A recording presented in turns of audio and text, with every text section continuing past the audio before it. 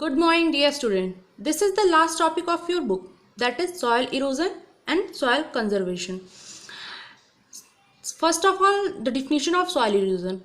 The denudation of soil cover and subsequent washing down is described as soil erosion. You have to learn this definition कि मिट्टी का टूटना या फिर बह जाना is known as soil erosion. There are two reasons, human reason and natural reason. What are the human reason for this? It occurs due to deforestation, overgrazing, construction, mining, defective farming. What is defective farming? That is over irrigation. I have already explained these factors. Natural reason, wind, glacier and water. These are some natural reason which causes soil erosion. जिनके कारण जो है मिट्टी का क्षरण होता है, मिट्टी टूट जाती है. Now here there are given four note point that defines different type of erosion. The running water cuts through the clay soil and makes deep channels as gullies. In your exam, question can be asked like what is gullies, what is ravine, what is sheet erosion, what is wind erosion. So these are the small definitions. So first is gullies.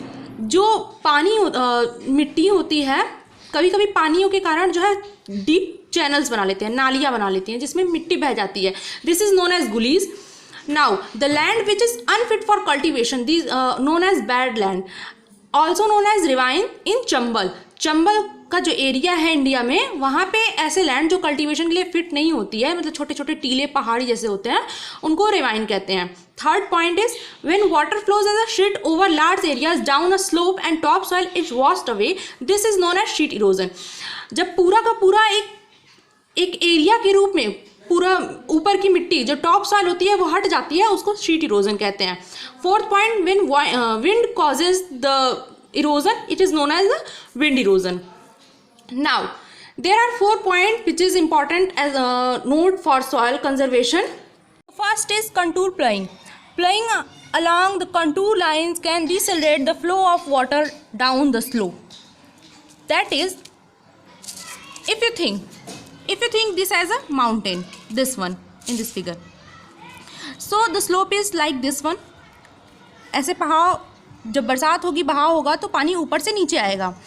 तो मिट्टी को अगर हम इस तरह से इसके opposite ये स्लोप ऐसे लेके करेंगे तो ये मिट्टी जो है बहने को रोकेगा. ठीक है, इस तरह से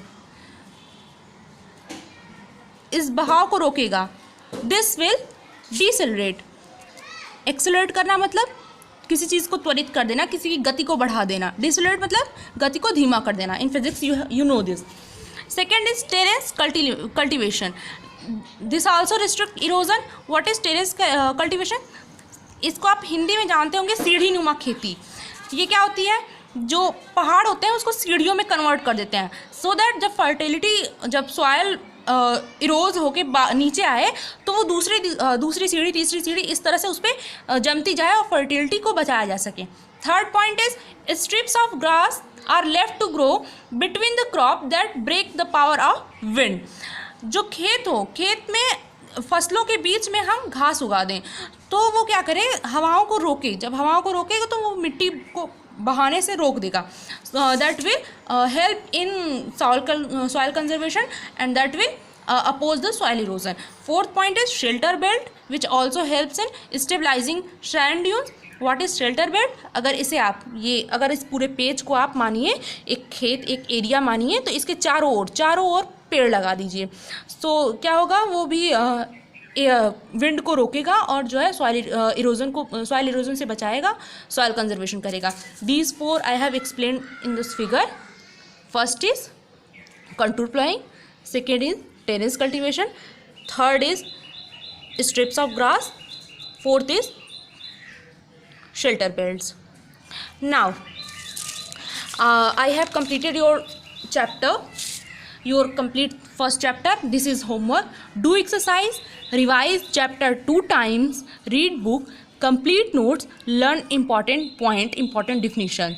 You have successfully completed one chapter. Congratulations to all of you. And I'm going to show you one figure in last. This one is that figure. So forest soil, alluvial, red, yellow, black, laterite, arid. Forest soil will be present in this area.